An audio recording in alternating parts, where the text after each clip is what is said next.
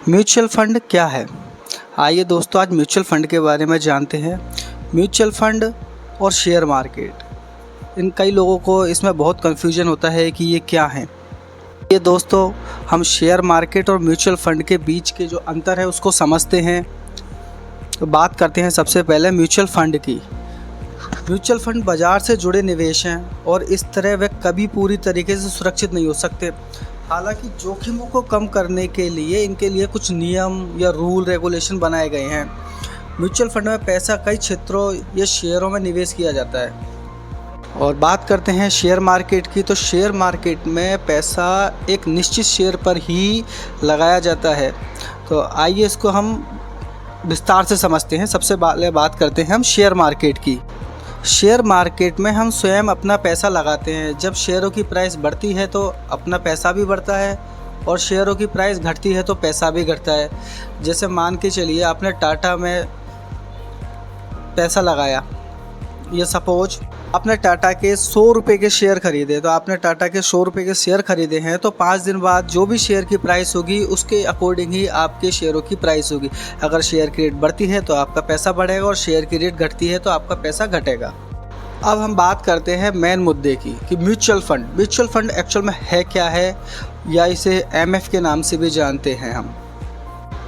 बहुत से लोग ऐसे हैं जिनको शेयर मार्केट के बारे में कोई जानकारी नहीं है। तो हम क्या करते हैं, हमारा पैसा हम उन बंदों को देते हैं या उन एक्सपर्टों को देते हैं जिन्हें शेयर मार्केट की पूरी जानकारी होती है, और वो हमारा पैसा ऐसे शेयरों में निवेश करते हैं जहां मैक्सिमम टू मैक्सिमम प्रॉफिट आता है। जैसे कि आइए और इसको और विस्तार से समझते हैं। जैसे मान के चलिए हमने 100 रुपये निवेश करे, 10 रुपये के टाटा के शेयर खरीदे, 10 रुपये के सन फार्मा के शेयर खरीदे और 20 रुपये के रिलायंस के खरीदे और 15 रुपये के बैंक के शेयर खरीदे। इस तरह से शेयरों की खरीदी और बिक्री का कार्य एक्सपर्टों द्वारा किया जाता है।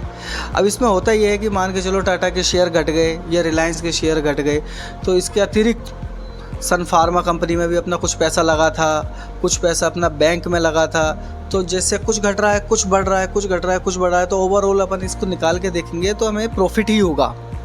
अब हमें शेयर कौन से खरीदे कौन से नहीं खरीदे इसकी जानकारी एक आम व्यक्ति को नहीं होती है, तो इन सब की जानकारी एक्सपर्ट को होती है। तो एक्सपर्ट ही हमारा कुछ पैसा परसेंटेज के रूप में अलग अलग शेयरों में निवेश करता है, और यही वास्तविकता में म्यूचुअल फंड होता है। अब म्यूचुअल फंड में जो पैसा होता है ना, वो एक्सपर्ट 2 तरीके से निवेश करते हैं। एक तो SIP के माध्यम से।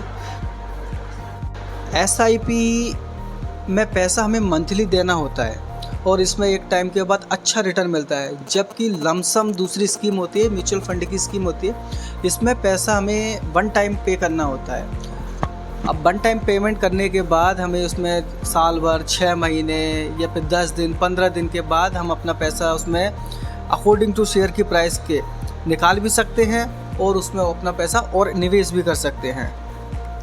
ओवरऑल देखा जाए तो स्वयं शेयर मार्केट में पैसा लगाने की तुलना में हमें हमारा पैसा एक्सपर्टों को देना चाहिए।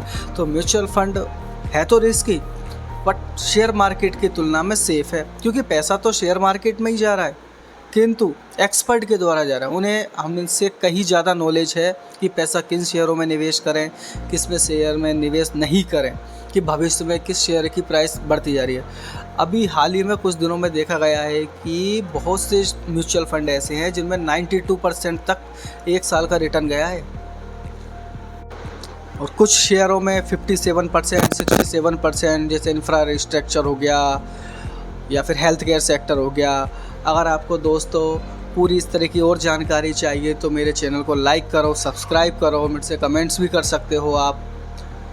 अगर वीडियो अच्छी लगे तो प्लीज़ सब्सक्राइब ज़रूर करें। Thank you. मैं नेक्स्ट पार्ट में ज़रूर बताऊंगा कि आपको कौन सी कंपनी में शेयर ख़रीदने चाहिए या फिर किस में पैसा लगाना चाहिए। Thank you.